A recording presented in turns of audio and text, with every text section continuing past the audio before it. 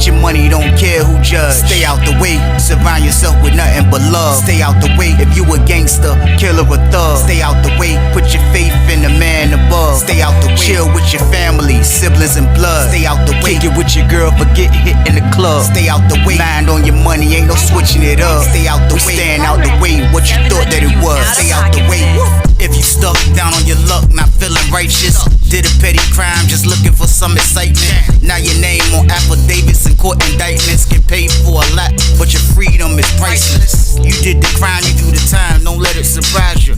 Real stories from the heart, just to open your eyes up.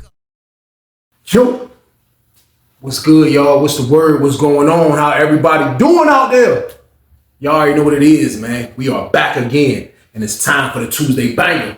It's time for the Tuesday banger, y'all. That's a lock. It's time for the Tuesday banger, and I got one. I keep a banger at all times, but like I always say before I start these videos off, I have no problem delivering this content to everybody that's out there working hard, working the 9 to 5. Everybody that's out there with their own business, getting to that bag the legit way. I make sure y'all got something to watch in the mornings, and I promise y'all there's no problem on my end. I also have no problem making sure I'm warning y'all and telling y'all about how dangerous prison is. I only ask for one thing in the process for this, and that's for y'all to just stay out the way. That's it, man. Live your life out here as a free man. Don't go in prison where you're not going to be free. You're going to be stripped from everything, including your family, man. And that's the worst of it, man. People be doing crimes and all type of stuff out here, not even knowing what the consequences is, man. And that's our problem. Because when I was out here doing crimes, I didn't know I can get 18 years for doing what I was doing. If I knew that, I would have turned my life around right then and there. I didn't have nobody telling me, man, right from wrong when it comes to these situations, how much time I might can get, man. I'm trying to tell y'all, man, I'm warning y'all every day about this stuff, man. I'm warning you about the street life. I'm warning you about what's waiting for you if you continue to live the life you live in, man. Turn your life around, man. If you can't do it for yourself, think about the people you go home to every day, man. Think about your kids, man. Your kids come first, and that's all I'm saying. Period. But y'all already know what it is, man. This is the Tuesday banger. So what I need y'all to do this one? Like, share, subscribe, so y'all.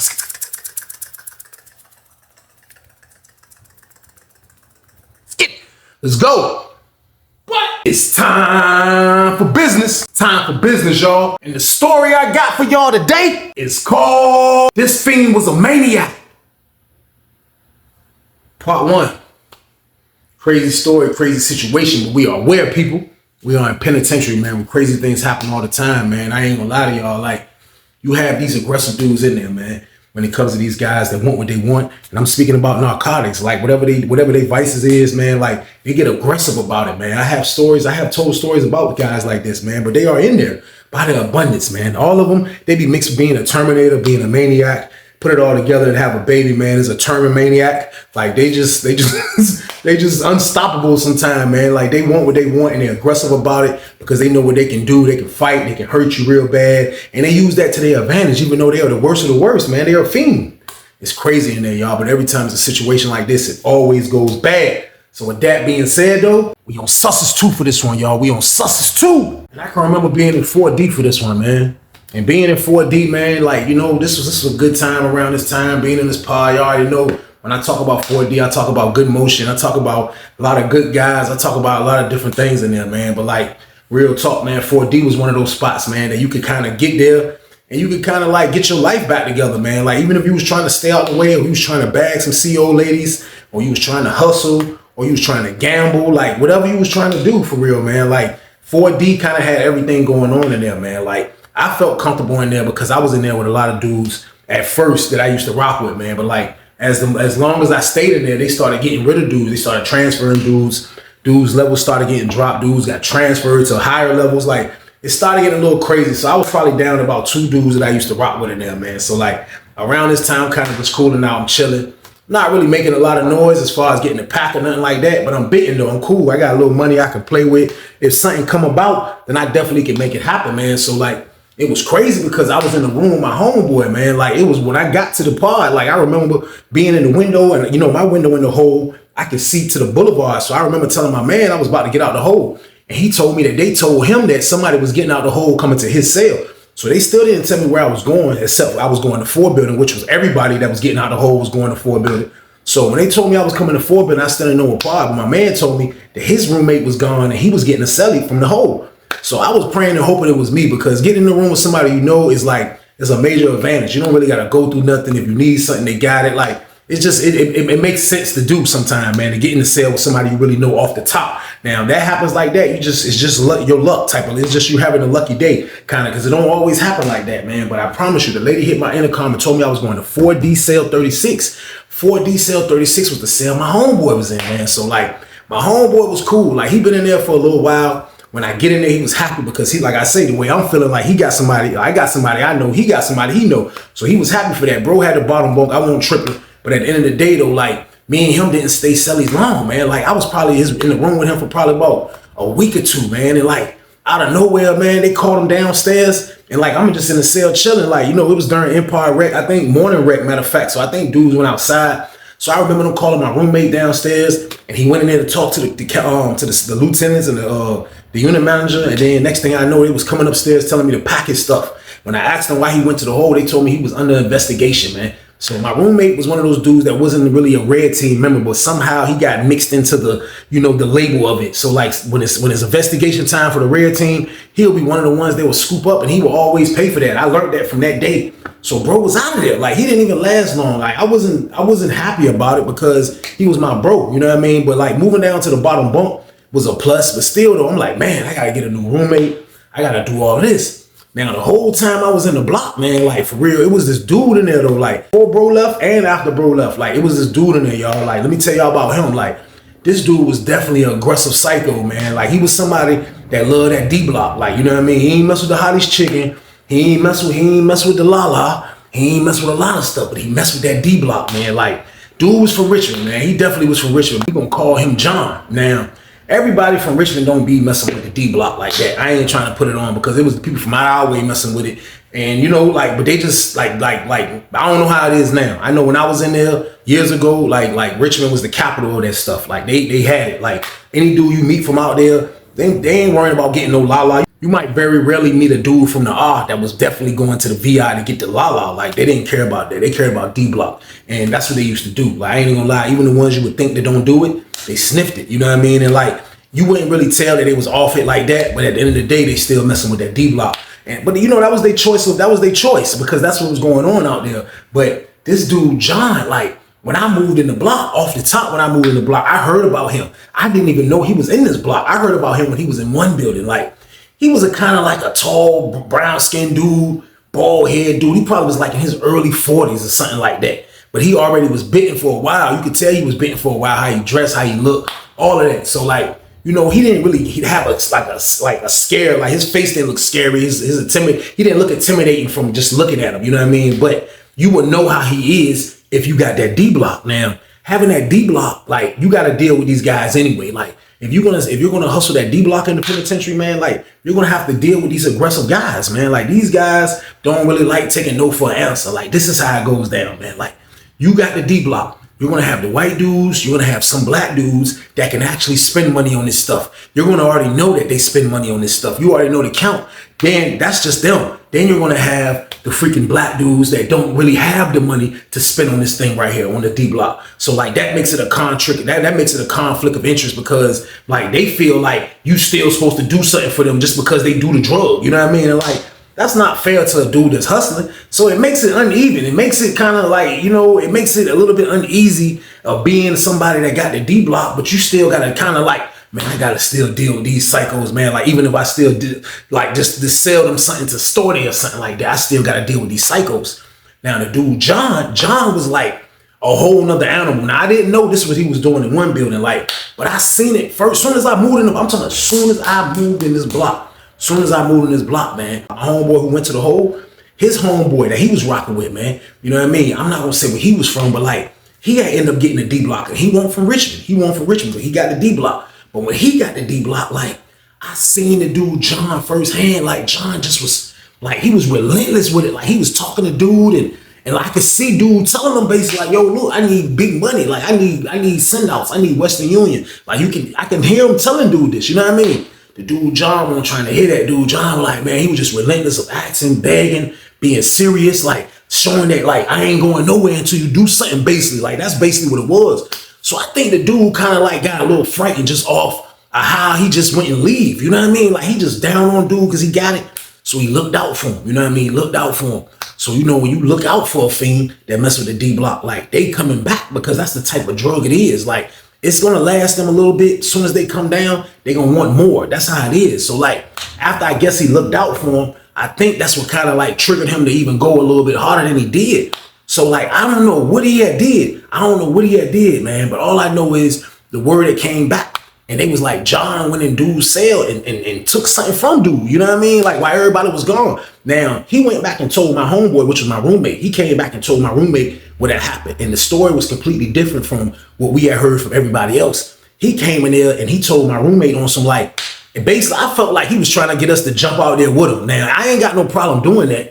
But at the same time, though, man, like you gotta show me you gonna stand up for yourself first. Yeah, he from Richmond. Yeah, he's an intimidating maniac fiend. But at the end of the day, though, man, like you didn't do nothing to him. So he come in the room. He was like, yeah, man, dude, John, man, dude, the bald head. Yeah, man, he came in my cell, man. Then he asked to buy something, man. He had like I ain't see when he took something. He took some eggs off my table when I was bagging up. So that was the thing. He came back and told me and my roommate. Now, we heard from some other dudes that, they was like, John went in there and took that dude's stuff. You know what I mean? So that was like the rumor. So I guess the dude was feeling a little bit uneasy. I guess he was feeling a little crazy because the dude, John, now that he done got him, he getting high as gas and super lit. So, like, I don't know if he got scared that dude was going to come back and get him again, but he checked in. I was shocked, but the way he checked in, it wasn't like I'm just going to go to the police and tell him I'm going to the hole. Now he checked in like on some real smart activity type of thing. Like you will see this from time to time. Like he get to arguing with the lady that was working in our block. He cursed her out, talk about her mama, talk to her like she was a dog. I'm telling you, he snapped on her. The lady rolled him up. The lieutenant came in there. He's still snapping. So everybody see him snapping. Like, but we didn't even figure out that this was a get out of the pod tactic. You know what I mean? Long story short, they lock him up. So he got taken out the pod. A couple days later, that's when they came and got my roommate. So like I knew about how maniac John was though. I ain't even gonna lie, like John's reputation on like the D block and how he wanted it and like what he thought was the case, like it was spooky. I ain't even gonna lie because like it'll have you like, man, like would I even be able to like make my money? I gotta deal with this cycle. Like if the wrong dude he mess with, like you gonna push back. Like you ain't gonna let him do what he did to do. You're not just gonna let him do that, man. So like getting the D block, man, like you had to be really careful, man, messing with that maniac John in the block, y'all. So boom. Now, John was regular when he ain't got it, though. Like, you will see him when there ain't nothing in the pod or ain't nothing in the building. Or basically, I think he used to wait for pod mostly, like, because that's where I felt like he was more comfortable, like, you know what I mean? Dealing with people that's in the pod that he can intimidate or whatever the case. So when he didn't have it, he would be a regular inmate working because he had a job working, playing chess, you know what I mean? Just looking like a regular convict. But as soon as that D block hit, that's when he turns into a freaking psycho. You can see the red lasers in his face. You know what I mean? He turns into a person that he feels like it's his way or the highway, which is a crazy way to feel. But after all that was all said and done, man, my roommate went to the bank. You know what I mean? So like now I'm in the pod, dolo, for one day. The second day they bring a dude in my cell.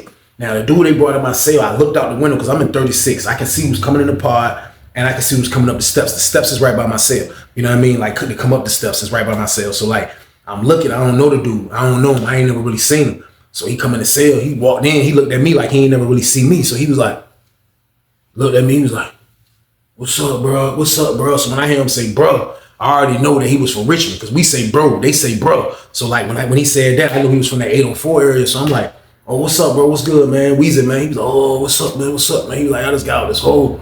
I was like, yeah, my roommate just went to the hole. He was like, the light-skinned dude was your roommate? I was like, yeah, that's my homeboy, man. He got investigation and all that. He was like, man, they sent a bunch of red team members back there. I was like, no, bro, always get tangled up in this. You know what I mean? So he was like, yeah, man. He was like, it's a lot of dudes in here from Richmond. I was like, that's where you from? He was like, nah, I mean, I live close to Richmond. He never told me where he stayed at. He was just like, nah, I live close to Richmond. And I got locked up in their jail. He was like, but I know a lot of them, you know what I mean? He's like, I know a lot of them. He talked like them, but he wasn't from exactly Richmond, you know what I mean? So he was like, yeah, I know a lot of them, whatever the case. But he was like, there's a lot of them in here. I'm like, I mean, it's probably about at least 10 of them in here, like, that's about something. So he was like, who? So I started naming dudes. And when I said John, like, you know what I mean? Like that I thought that would probably like bring his bread like to like who this maniac is, but he had like he didn't know who it was. So everything was good. So it was time for Rick. I got out of his way to let him do his thing. So I asked me to get the door for him. I got the door for him. Bro went to use the phone. So he hopped on the phone, used the phone. This was on a Thursday right here too. So he hopped on the phone, using the phone. You know what I mean? He get off the job. He like, yeah, man, you know what I mean? I see, he see me, he like, yeah, I know dude, I didn't see him before. So he kind of blended in right with the kind of with the Richmond dudes a little bit. So when he started talking to them, like, it was crazy because like, you know what I mean? Like off the rip, they kind of embraced him. Like, you know what I mean? Usually from watching how Richmond move, they'll embrace Richmond. Like if you Richmond, they're gonna embrace you. Like they gonna like back then, I don't know how it is now, but this is back when I was in there. Like they're gonna embrace you if you from Richmond, you know what I mean? Like they're gonna see like it basically like you got heart because anything can go down instantly in there. Like you never know. Like could be Richmond versus Tidewater at any given time. Now it wasn't to that degree, but like they usually like to stick together when they locked up. You know what I mean? So like they let him in the crew as far as like just chilling with him and all that. So probably like on the second day of him being in the joint, he came and told me that, yo, it's a dude that he used to talk to in there that was in the jail with him. You know what I mean? He was like, he was at receiving with him. He said they was at Mecklenburg receiving. And he said the dude knew him because he used to get the pack. You know what I mean? So I was like, you used to get the pack? He was like, yeah, my girl will bring me that junk. She'll bring me that junk by house. I'm like, for real? I'm like, what you be getting? La la? He was like, nah, hell no. Nah. That shit stink. I don't be fucking with that shit. He said, I just go over that junk, made a couple of balloons in the D block. I'm like, oh yeah, I forgot. Like, that's their favorite joint. So he broke down. So he was like, yeah, I'm trying to see what's going on now. He was like, man, that junk crazy. So, you know what I mean? He was like, I'm gonna try to put it together for this weekend. I was like, for real, like any dude that go to that VI and get that pack, like I gotta tip my hat on Sussex too, because like they didn't joke around that VI, man. You gotta have big kahunas to do that, man. So like he said he was gonna put it together. So I left it at that. I ain't wanna be in his business too much. I don't really mess with the D block. So I ain't wanna, you know what I mean? It wasn't really not my business. So bro ended up getting on the phone the rest of that day, and I guess that's when he was putting it together. So I seen him call a few dudes over there. He called a few dudes over there. They get on the phone. I don't know what they was doing. He put another dude on the phone. I don't know what he was doing. After they get off the phone, it was lockdown time. Bro came back in the cell. When he came back in the cell, he was like, hey, man, dude, crazy short. Crazy short. I'm like, what's going on? He was like, cuz, man. He was like, my cousin being petty, short. He telling me, man, it's hectic out there. It's a drought. So he telling me he got to charge me for what he usually just give me, short. I'm like, for real, what he be giving you? He was like, man, I usually get Sam from him, man. He was like, man, but I just told him I want a pool shot. Like, just give me a pool shot. He was like, man, he need the money. So I'm like, for real, man, he charging you? He was like, yeah. I was like, but you ain't got the money? He was like, look, I'm just getting out the hole. I ain't made a move in a minute. The money I made last time, he said, I let my girl spend that, da-da-da-da. He broke down everything, you know what I mean? So I'm like, ain't none of your homeboys got the money? He was like, they ain't got the money like that. I said, what do he charge you? He was like, he want $200. I was like, he want $200. He was like, yeah. So he was like, man, like, for real, like, he acting like a little bitch, shorty, like, for real, usually just throw it to me and I'll pay him, but he's saying it's fucked up out there, so he need the bread. So he was like, man, I try to put niggas on the jack, man, niggas couldn't even scramble up $50, bruh. I tried, you know what I mean? So he mad about it. Like, I'm sitting back there on the bed and I'm just listening to him vent before they count.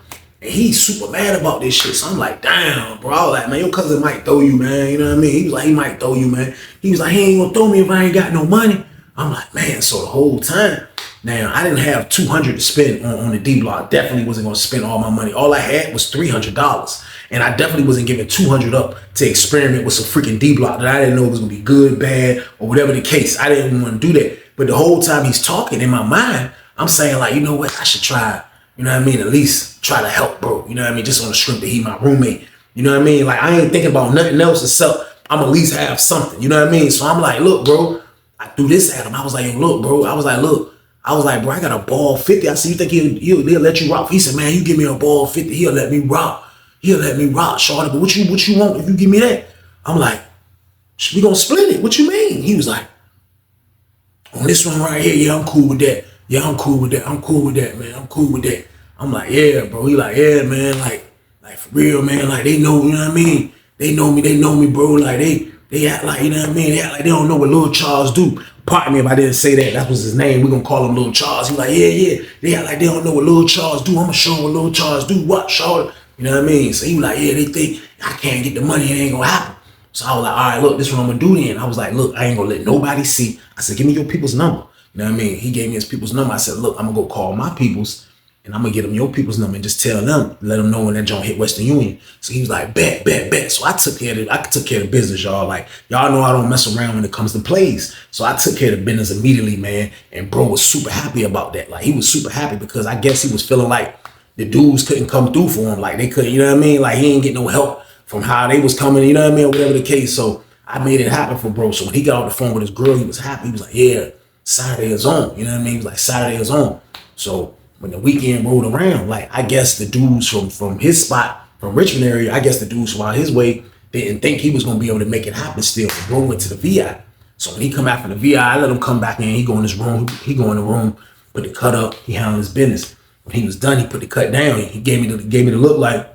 So I came back up the steps. You know what I mean? Went to the cell, got the door open, went in the joint, put the cut back up. And he gave me my gap. So when he gave me the gap, I'm like, yo, what's this? He was like, yeah, bro, it's basically half of the pool shot. He was like, this is what I got. This is what you got. Same thing. So he showed me. I'm like, you know, I have dealt the D block before, but like, you know, like getting it like this, I'm like, okay, all right, boom, boom, boom, boom.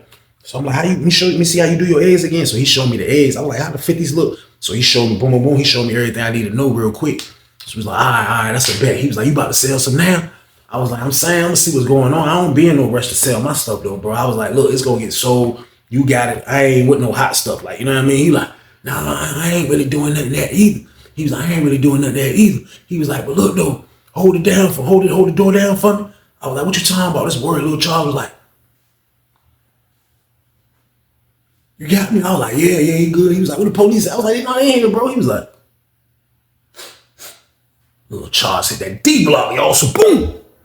But I told y'all though, like they be having, like that be their choice of drug. Like, but they don't be having major habits. Like they'll get it and then they gonna do it. Now, as far as buying it and stuff like that, you might not see a dude like Lil Charles, you know what I mean? But like Lil Charles had kind of like he didn't look like a dude that'll do it though, to be honest with y'all, man. He had the little boosie fade, you know what I mean? Like it was like a box fade a little bit. You know, had a joint, he kept his joint together, little slim short dude, you know what I mean? But he loved that D block, so he got it now. So now, like, I'm just trying to figure out like what he was gonna do. Now, as soon as the doors had popped, I promise y'all, as soon as the doors popped, I could step out. And I just looked around the pod real quick. I spotted the dude, John. John sleeping 22. Now, John didn't know we had anything because it wasn't like that. Like, people watched to that point. I told y'all the Richmond dudes was thinking he already wasn't getting it. So John didn't know that he had anything or not. But it was just crazy. As soon as I stepped out, I seen John. Now, it's like, I don't know. He could be a bloodhound for this, but I don't know, man. So they come out for rec. So we come out for rec. So we out in the pod. You know what I mean? We out in the pod. So as we out in the pod, I look. Now I look. I see my roommate, Lil Charles. He's standing back, like on the back wall, all the way back by cell 22. And I look and I see John standing beside him. Now, John standing beside him, man, it can only mean two things, man. It only means that he want the D block and you got the D block, y'all. So boom. That's all it can mean. I'm like, oh, I forgot about this maniac. I'm like, oh, and I got the D block. I'm like, yo, man, this dude a freaking aggressive fiend for real. Like, I forgot about him. I'm gonna be honest with y'all, man. I completely forgot that this dude was in our pod, man, because I probably would have second thought my actions. Now, don't get me wrong. I'm not worrying about him pulling up on me and doing all that because I need my bread. Like, I ain't trying to hear that. He already know I ain't trying to hear that, but he's talking to my roommate. I don't know what they talking about. Ladies say, stand by for child. Stand by for child. We about to go to dinner. Stand by for child. So we getting ready to go to dinner. It's on the weekend. So I go get my stuff. As I'm coming out the cell, I'm like this. I'm grabbing my coat. This is one of the time I grab my coat. As soon as I grabbed my coat and turned around, it was like the Matrix. I was like, look. John was like, he had half his body in my cell. He didn't like I'm stepping across the threshold. But you know, he a kind of tall dude. So he grabbed the doors open. So he kind of like leaned like, he was like in the joint like this. He was like,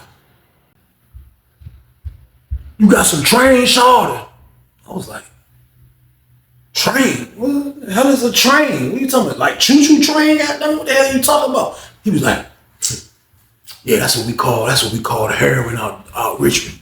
We call it train. Yeah, I was like, oh, I was like, yeah. I was like, yeah, I was like, yeah, I ain't really got nothing like that though. I was like, what you mean though? I'm kind of like now, it's like, what, how you know that? He was like, yo, your celly told me to holler at you. I'm like, he told you to holler at me? I'm like, nah, he got the D block. Like, I did it because for real, like, I ain't mean to do that. Like, but you don't do nothing like that, man. You don't throw no dude on me, man. But like, a lot of dudes be new to how the rules are in penitentiary, man. You not gonna throw no dude on me like that. I said, oh, nah, he got the D block. He was like, oh, he got it. I'm like, yeah, he got it. And I felt so bad when I did that. But I'm like, this man just sent the freaking Terminator at me. Like, bro, you gotta move better than that, man. So he was like, oh, all right, no problem, young. Yeah, no problem, young. So he went back down the steps like this. He was like, word, y'all. I start washing my hands. I'm at the sink. I'm like, the door's still open or something. Looking, I'm like, Man, my roommate tripping, man. I was like, man, no, he ain't send this dude John at me like this. I was like, man, he's wild. Man, I went to my towel. I was like, dry my hands on my towel when I looked again. Cause I told you our cell can see everything. I looked again. I seen my roommate kind of like standing like he was talking. He was talking to like all the Richmond dudes. He was talking to all of them. You know what I mean? He was talking to all of them. And I'm like, so I come out, like, come down the steps, and I see him, and they got his back to the wall. He got his back to the wall, but he's talking to like 3 Richmond dudes and John. So John's standing there like, so you going like this. All I see is him going like, so he like, my roommate is standing there like he just hearing them all. Then John just was like, he pointed back at me. He's like, I read his lips. He's like, your roommate said you had to train. It's my word. My roommate looked around him like, I looked back at him like, nigga, you told on me. Get your money, don't care who judge. Stay out the way, surround yourself with nothing but love. Stay out the way if you a gangster, killer or thug. Stay out the way, put your faith in the man above. Stay out the way, chill with your family, siblings and blood. Stay out the way, kick it with your girl, forget hit in the club. Stay out the way, mind on your money, ain't no switching it up. Stay out the way, stand out the way, what you thought that it was. Stay out the way. If you stuck down on your luck, not feeling righteous, did a petty crime, just looking for some excitement. Now your name on affidavits and court indictments, get paid for a lot, but your freedom is priceless. You did the crime, you do the time, don't let it surprise you. Real stories from the heart, just to open your eyes up.